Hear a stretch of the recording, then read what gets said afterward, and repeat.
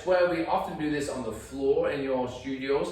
They're done in many environments and they're good fun exercise to do, but we don't want to do it in such a way that it compromises the longevity or threatens the neurology of your body, which will make you stiffen and defend itself during the motion. So it's important you don't attack yourself in a rollover, but you want to roll over and embrace that childhood experience we had of all being able to roll freely.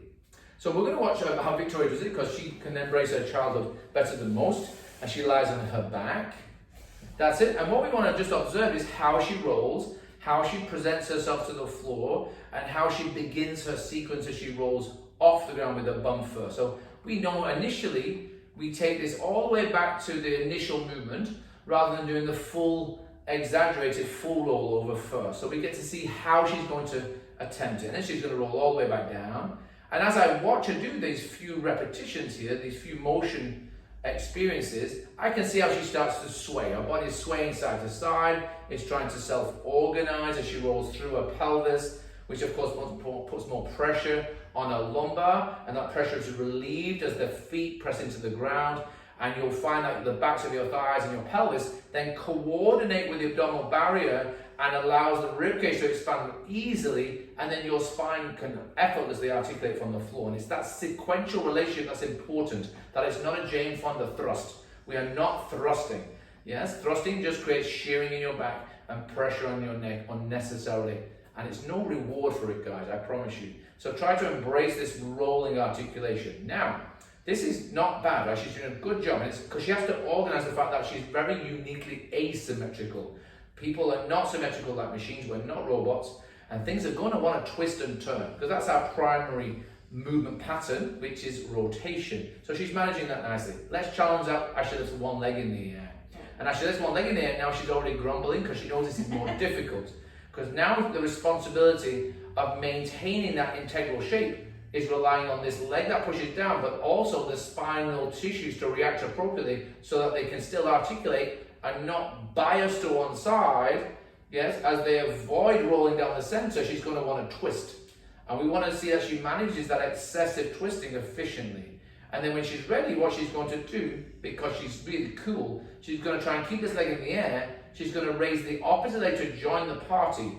And it's exactly the same movement. So this is where we get into the art of rolling. She's just experienced articulation, so we know she can.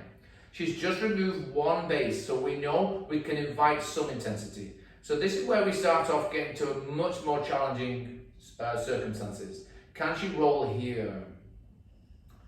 And the answer is very limited, you see that? So she's beginning the sequence properly, which is good, but she's limiting because now she starts to hold the breath and brace. And if you brace, then you threaten yourself. And if you brace, your body will stiffen. And then there's going to be no rolling effect happening unless you throw yourself there. And often what people do is they throw into here and they flex. And as they flex, they collapse. So they lose the integrity of their spine to try to create the movement to appease the instructor or themselves.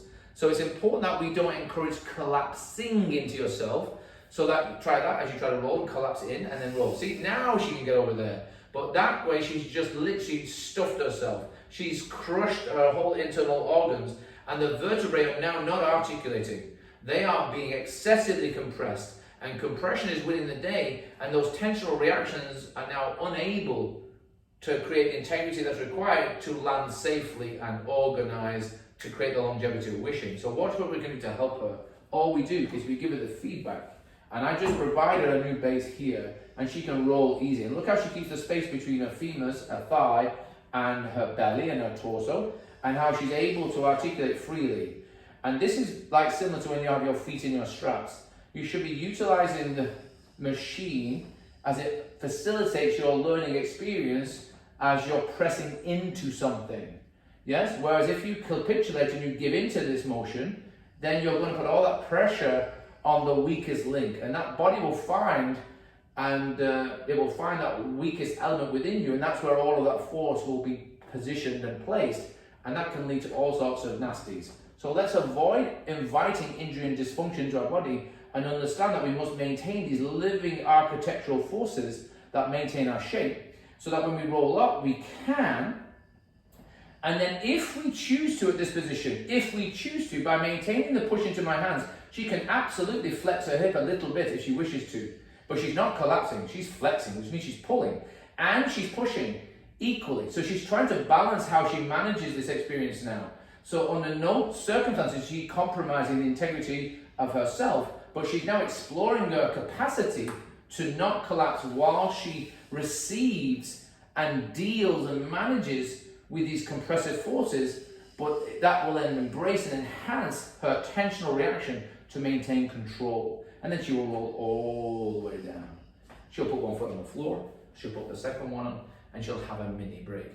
So look at that, guys. It's very important that you understand how to not collapse and let momentum take over in your eagerness to achieve a shape or a movement. Make sure you really value the fact that you have a limitation and look to see how you can enhance your awareness of how to use that limitation and that boundary to